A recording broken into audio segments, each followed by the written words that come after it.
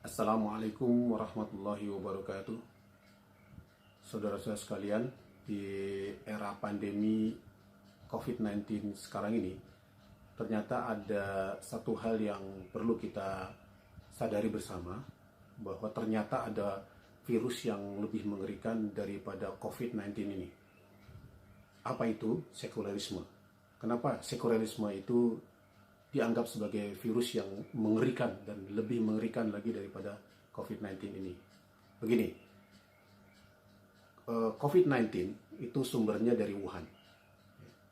Kalau sekularisme itu sumbernya dari Barat. Mulai dari Barat, kemudian sampai dengan 1924, di mana pada saat sebelum itu Islam menjadi aturan kehidupan.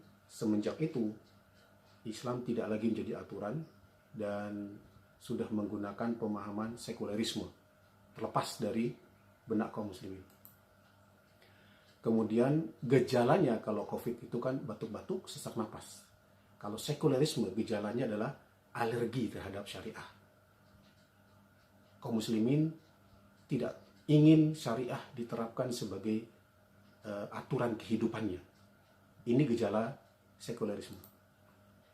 Dan penyebarannya seperti apa? Kalau COVID-19 antar manusia, tapi kalau sekularisme itu penyebarannya secara sistemik.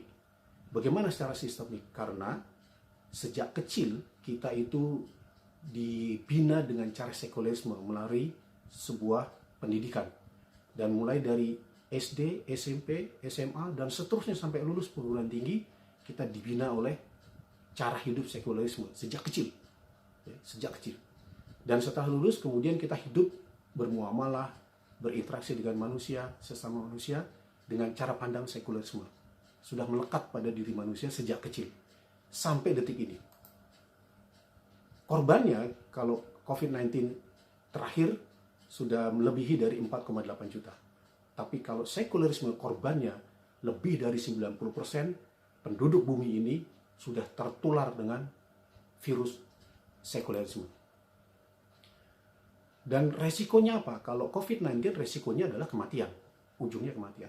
Tapi kalau sekularisme, virus sekularisme, itu tidak pada kematian, tetapi terjadi krisis mental atau penyakit mental, cacat mental. Kenapa dikatakan cacat mental? Karena otaknya sudah terkontaminasi dengan virus sekularisme dan dia menolak Islam, tidak tertarik dengan Islam, dan akhirnya perilakunya itu perilaku yang tidak sesuai dengan Islam. Tidak mati, tapi rusak akalnya. Dampaknya kalau COVID-19 itu adalah krisis ekonomi, tapi kalau sekularisme dampaknya adalah krisis kemanusiaan, kerusakan moral sampai saat ini. Dan mayoritas justru kaum muslimin terkena dampak ini.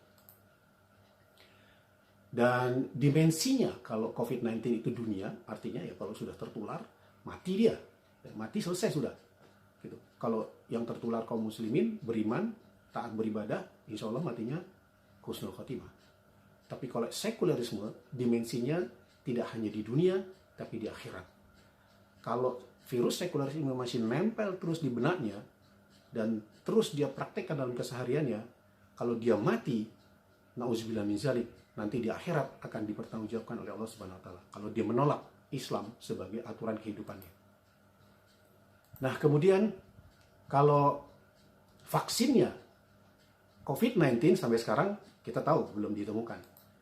Kalau Islam, kalau sekularisme dengan cara pandang Islam, vaksinnya ada, sudah ada sejak Islam diturunkan ke muka bumi. Yaitu apa?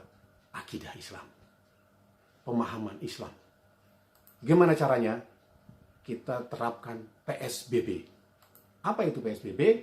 Yaitu penghapusan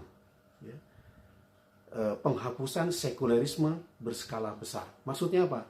Kaum muslimin harus sadar betul bahwa ini adalah virus yang paling membahayakan, yang dimensinya adalah dunia akhirat, yang mengakibatkan cacat mental.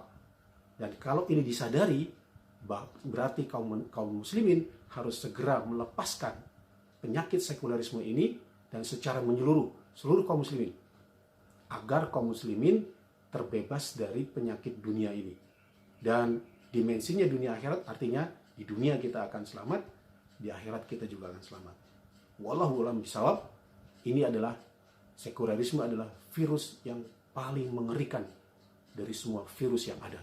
Kalau ini tidak segera dilepaskan, maka akan membahayakan diri kita baik di dunia dan di akhirat. Assalamualaikum warahmatullahi wabarakatuh.